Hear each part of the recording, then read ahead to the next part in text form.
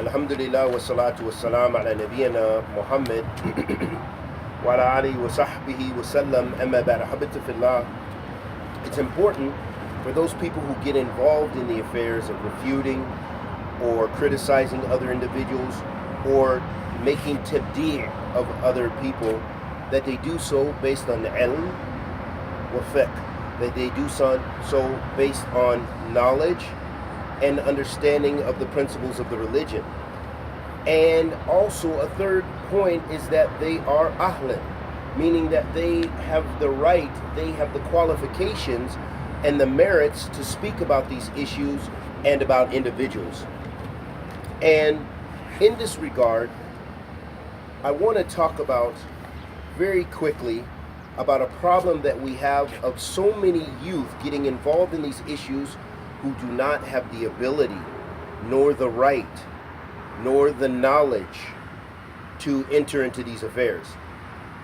And I want to start with an example of what the harms can be when someone declares people innovators without evidence. In a refutation that we see from Imam Rabi' bin Hadi al-Madkhali, in his refutation of a sheikh who no longer does anyone really give him that much importance. His name was Sheikh Faleh al-Harbi in Medina.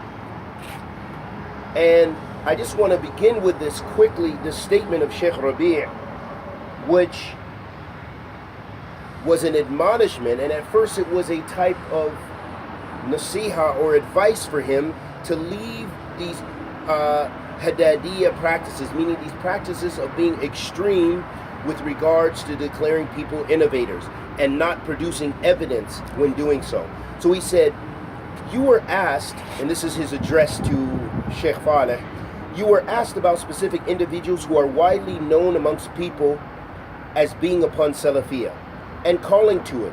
In the eyes of the people, there were scholars from amongst them.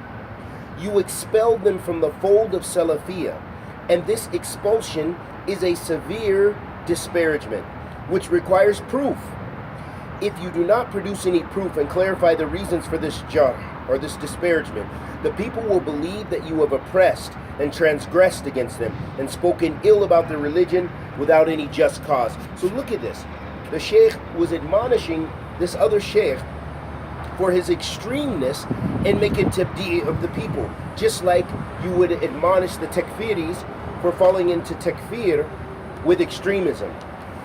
I wanted to mention some of the questions that we see from the youth that are related to this issue to show you how people do not understand these issues and they get involved into them. One of the things from amongst the reason of tabd'ee that people, amongst the lay people, and even some students fall into this error. One of the things they will say is so-and-so was sitting in a panelist discussion with non-Salafis, okay? And then they will make statements like so-and-so was an Ikhwani deviant because he was sitting with so-and-so, or a woman was at the discussion, or whatever the case. They make tabd'ee of the people based on this. And this is not a reason for making tabd'ee of someone, because, especially without going into establishing the hujjah, establishing the proof that this is a mistake, or if you feel it's a mistake. But let's look into the issue a little bit. For one, there is something called the masalih wa mufasid. There's something that causes the harms and the benefits when we look at issues. So all of these issues, when we talk about most of the things in the religion, have an underlying principle of looking at the harms and the benefits, okay? And when it comes to giving dawah, for example, dawah with Ahl Bid'ah. For example, if someone invites a Salafi to go to the masjid, which is known for being a Ikhwani masjid or a Tablighi masjid or whatever, but they've invited him to speak without giving him any restrictions on his speech. Then perhaps there will be more maslahah, more benefit in him going and sharing that Islamic knowledge with those people than there would be in harm in leaving them on misguidance and not having this opportunity to address more people and call them to the sunnah of the Prophet sallallahu alaihi wasallam. The Prophet sallallahu alaihi wasallam said, لِأَنْ يَهْدِيَ اللَّهُ بِكَ رَجُلًا وَاحِدًا خَيْرًا لَكَ مِنْ حُمْرِ النَّعَمِ. That if one person is guided by your hand, this is better than the red camels, and the red camels was one of the most valuable wealth amongst the Arabs in the past. So there's oftentimes there can be benefit for dawah reasons, because the Prophet ﷺ was talking about this is in jihad and was fighting the disbelievers, the mushrikeen, and he even said this statement sallallahu alaihi wasallam. So how much more should Ahl Bid'ah have the right to be guided and for you to go address their gatherings or what have you? Another point that needs to be making is people need to begin to make excuses for their brothers who are known for the Salafi minhaj. They're known for being callers to Ahl Sunnah, but then people want to belittle them, destroy them, and take any means they can to tarnish their reputation. And this is a big mushkila and a big problem, and the youth don't understand that. The second scenario is sometimes people will make Tabd'ee, and I've heard this from people who are supposed to be students of knowledge. I've been in their gatherings, and I'm not going to mention the specific individuals' gatherings I was in, nor the one they were talking about. But let me just tell you this. This is a famous da'i in the UK who calls of the sunnah of the Messenger of Allah sallallahu alaihi wasallam from what we can tell. And I didn't know much about the brother at the time, and I asked the brothers with humility, I said, well, what's wrong with him? Because they were having a gathering and they were talking about this individual. This was over 15 years ago when I first came to Tabd'ee.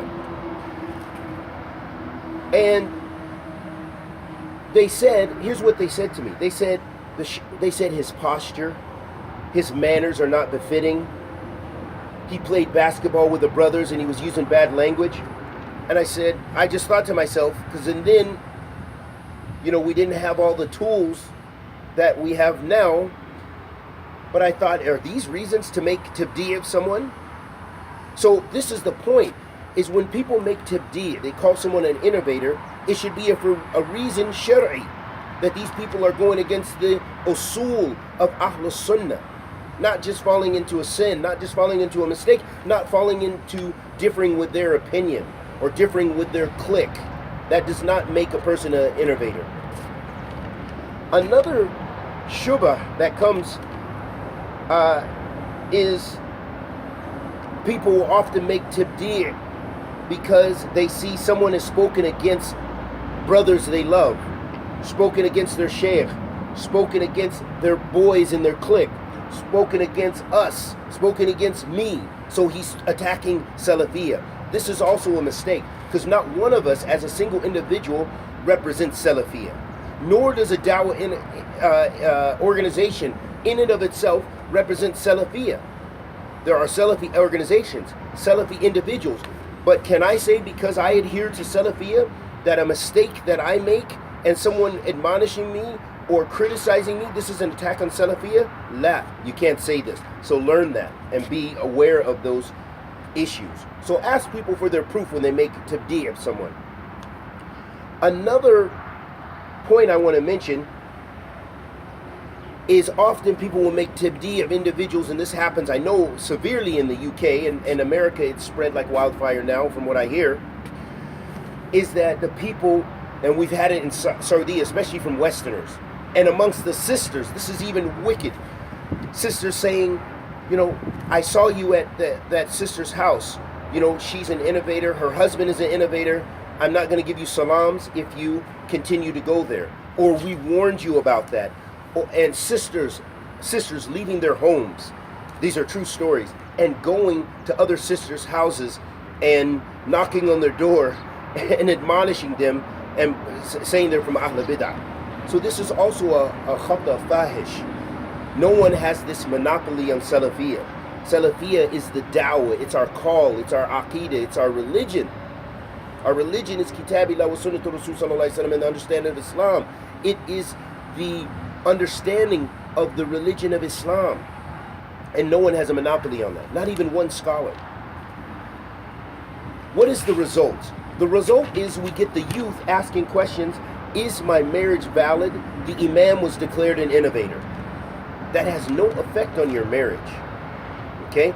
If the imam was an innovator, that has no effect on your marriage. La ta'thir. There's nothing, we don't know anything in fiqh that supports that your marriage is no longer valid. This is a big mistake, because even if you follow our Bulugh al-Maram, Kitab al-Nikah, you will hear and listen that even the Prophet ﷺ validated those pagan marriages, as long as the conditions from those marriages, that when they entered Islam, did not go against the Sharia. For example, a man, he had 10 wives. He came to the Prophet ﷺ and he became Muslim, and he had 10 wives. So the Prophet ﷺ told him to choose 4 and divorce the rest, or that the marriage of the rest will be annulled. That shows us the Prophet ﷺ did not invalidate the marriages, but those things which went against the Sharia, so he didn't have to remarry those 4 wives. They were still his wives, and he married them in Jahiliyyah as a mushrik. And that's the point, and I hope that's clear. Another question that arises, some people say, should I ask for khula? My husband was declared deviant by the brothers. This happens. We have countless marriages that have been broken up, families destroyed, children without their fathers, because of these kind of issues, because of the fitna deriving, and people without knowledge making rulings and judgments on people's families and breaking them. Wallahu musta'an. Another issue that arises, can I pray at a non-Salafi masjid or behind a non-Salafi imam? So people have confusion about the issue of this issue, in that yes, you can pray behind a mubtadi'ah. You can pray behind a mubtadi'ah as long as he does not have bid'ah mukaffara. So bid'ah is of 2 types: bid'ah mukaffara, bid'ah ghayra mukaffara. There's a bid'ah that takes you out of the fold of Islam, and there's a bid'ah which is less than that. That means you're not someone who's out of the fold of Islam, but you have committed bid'ah, or you are a practicer of bid'ah, or you are a caller of bid'ah. The prayer behind them is valid. Another point is guilt by association, or Hizbi endorsement. What I mean by this, I saw recently a young brother, the brother Sajid Lippman. Someone put a comment on his channel, and the brother's trying to do khair and doing a lot of da'wah and introducing different students of knowledge. May Allah reward him and bless him and protect him and preserve him from the fitna. And then someone made a comment on his channel that another famous channel that may be a Hizbi channel is endorsing his videos. So then, therefore, congratulations, basically you're of the Hizbi camp. Where did this principle come from? Are you telling me, because Ahl Bid'ah, if we make tatbiq of this principle that people have come up with, then that means every time Ahl Bid'ah refers to the Quran, because I don't know anyone from Ahl Bid'ah that's in the fold of Islam throughout the history of Islam, who does not quote from the Quran. It's just their understanding of those ayat, or their quote from hadith. It's just those understanding of those hadith, and that doesn't challenge the integrity of the Quran or the Sunnah of the Messenger of Allah sallallahu alaihi wasallam, even if they make istidlal of that. Likewise, it does not challenge the integrity of the Shaykh or the Da'i or the Talib al-Ilm, even if the Hizbis, even if Ahl Bid'ah uses their kalam.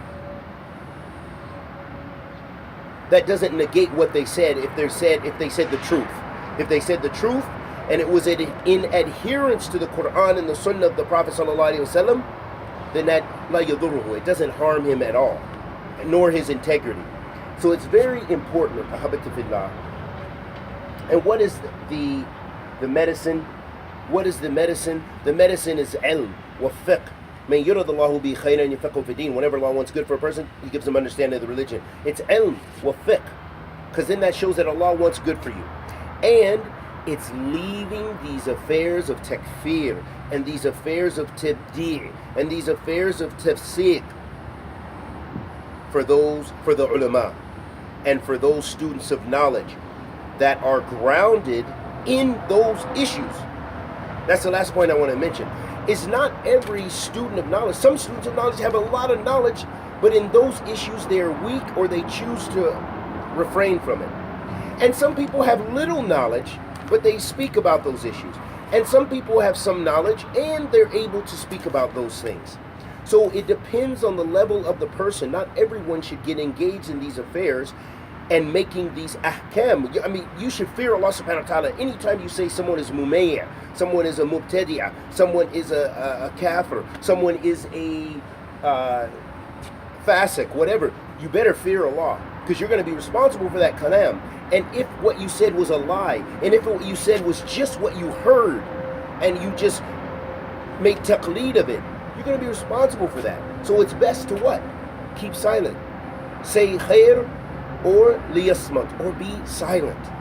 As the Prophet ﷺ advised us, and we ask Allah the Almighty to accept our good and forgive our evil. Wa sallallahu wa sallam ala nabiyyina Muhammad wa ala alihi wa sahbihi wa sallam.